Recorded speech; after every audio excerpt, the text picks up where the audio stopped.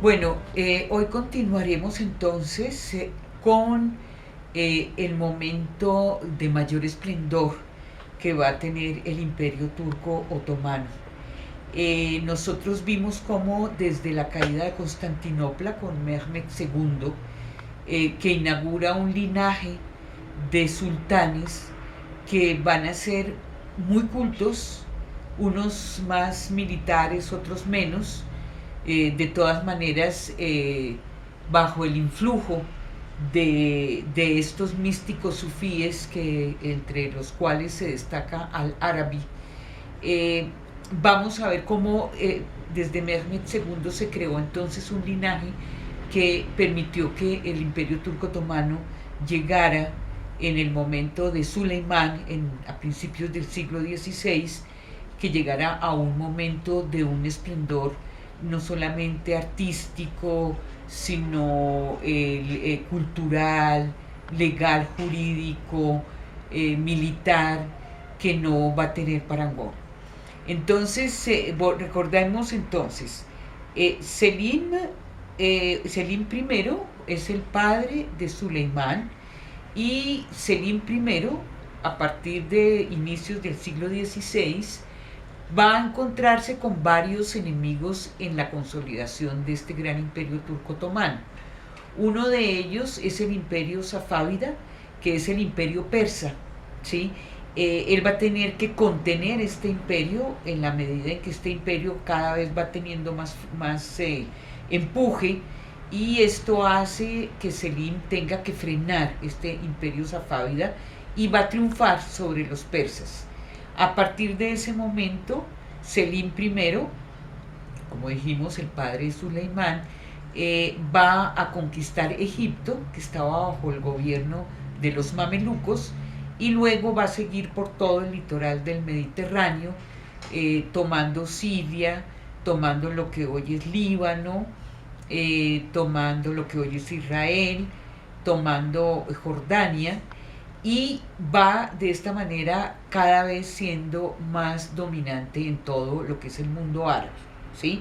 Entonces, esta es la herencia que va dejándole Selim I a su hijo Suleimán.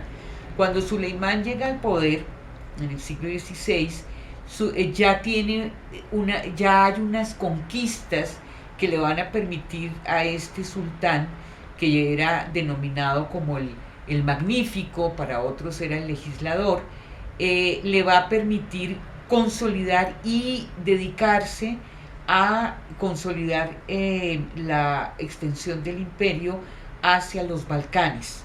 Ustedes se acuerdan que desde el principio, ya aún desde Mehmed II, una vez que se toma Constantinopla, la intención es dominar y conquistar todos los Balcanes. Y realmente Suleimán consolida este proceso que viene dándose ya desde el siglo XV. Entonces Suleimán se lanza sobre los Balcanes y domina todo lo que va a ser, se enfrenta al reino de Hungría, que ha sido una vieja disputa de sus antecesores.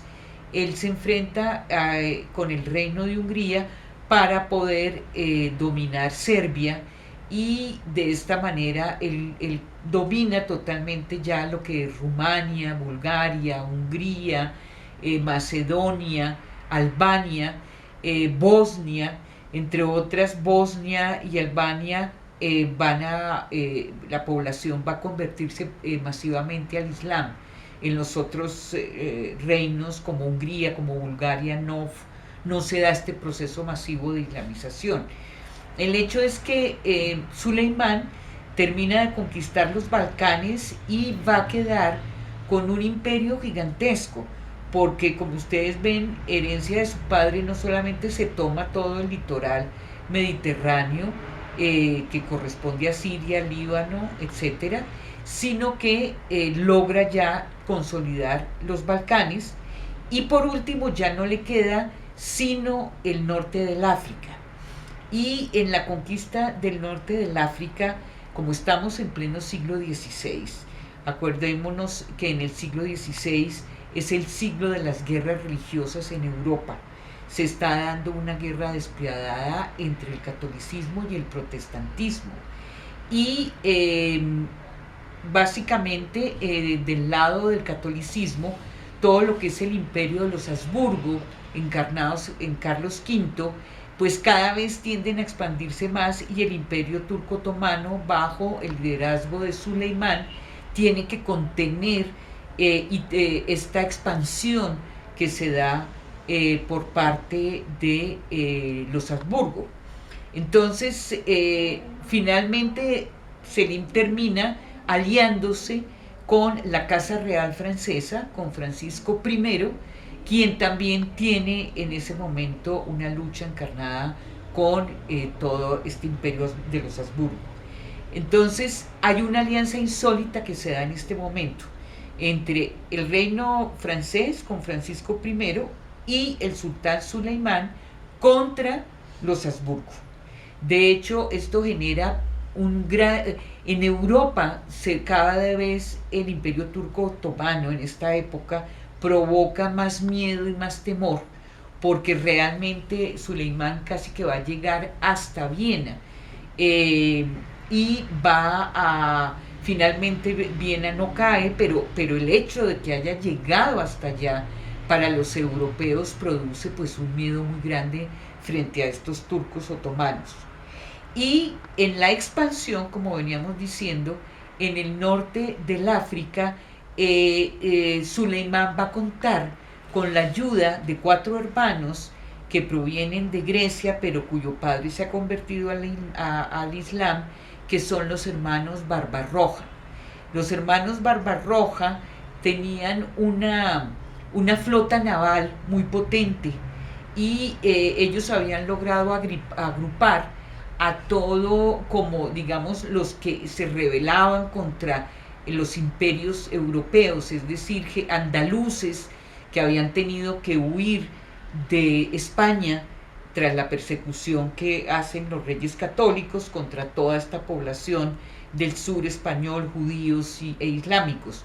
Muchos de ellos fueron a engrosar el ejército irregular de Barbarroja, y todos estos como prófugos resentidos que dejan las guerras religiosas en Europa van a engrosar, como vimos, las filas de lo que van a ser los piratas berberiscos, que van a ayudar a Suleimán a tomarse el norte del África. Entonces básicamente vemos que Suleimán se expande con ayuda de estos piratas Barbarroja, se toma lo que es Argelia, Túnez, parte lo que va a ser después Libia, es decir, en este momento Tripolitania, y solamente quedan Marruecos, no lo logra tomar, y ya ahí se consolida un imperio gigantesco.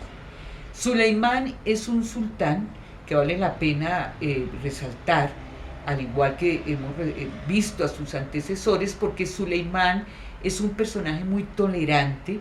Suleimán es un personaje que da refugio a todos los perseguidos religiosos en Estambul.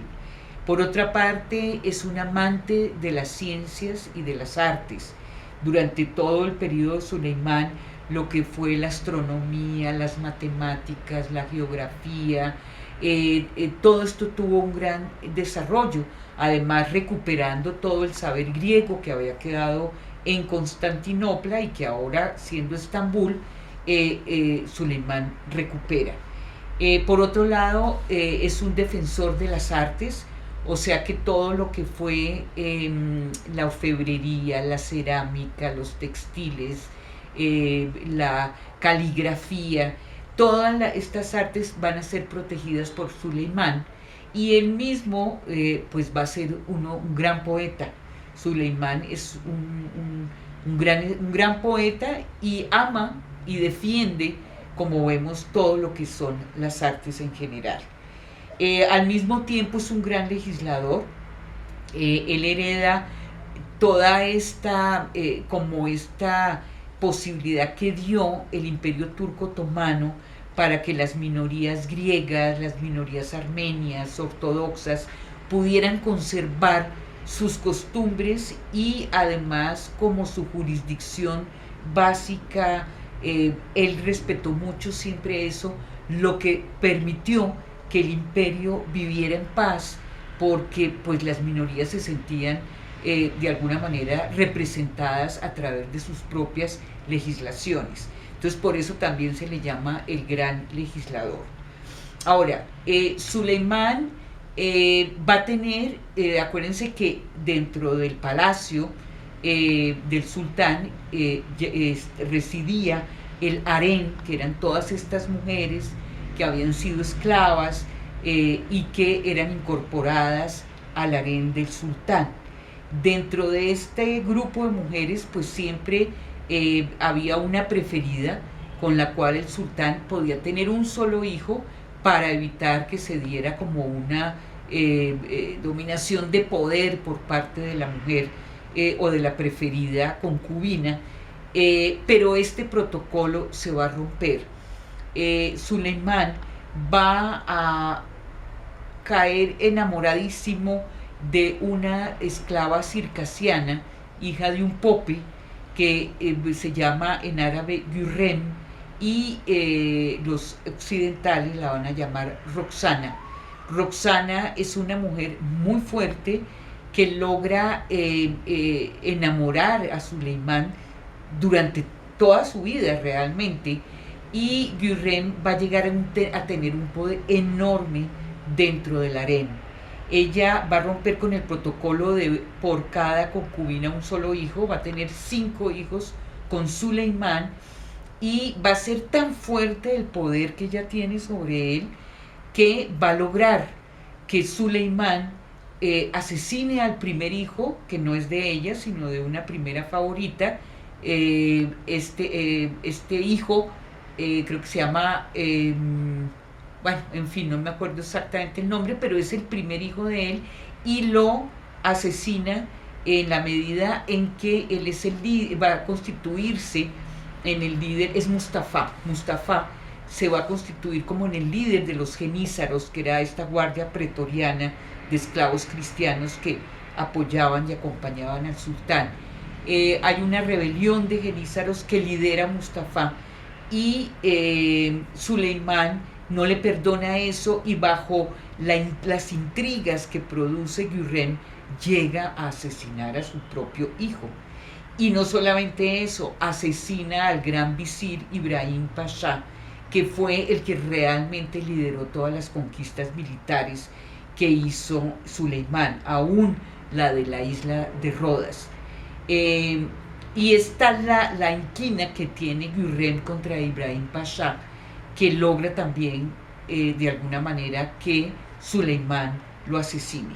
Entonces, como ustedes ven, este hombre magnífico, extraordinario, pues llega a ser dominado realmente por su favorita, que es Gürrem, lo que nos muestra el poder tan grande que llegó a tener el harén en las decisiones dinásticas. Entonces vamos a dejar aquí. Como vemos, estamos llegando a finales del siglo XVI, Suleimán morirá y empezaremos a ver toda la época post-Suleimán a partir de todo lo que se irá dando en el siglo siguiente, que es el XVII.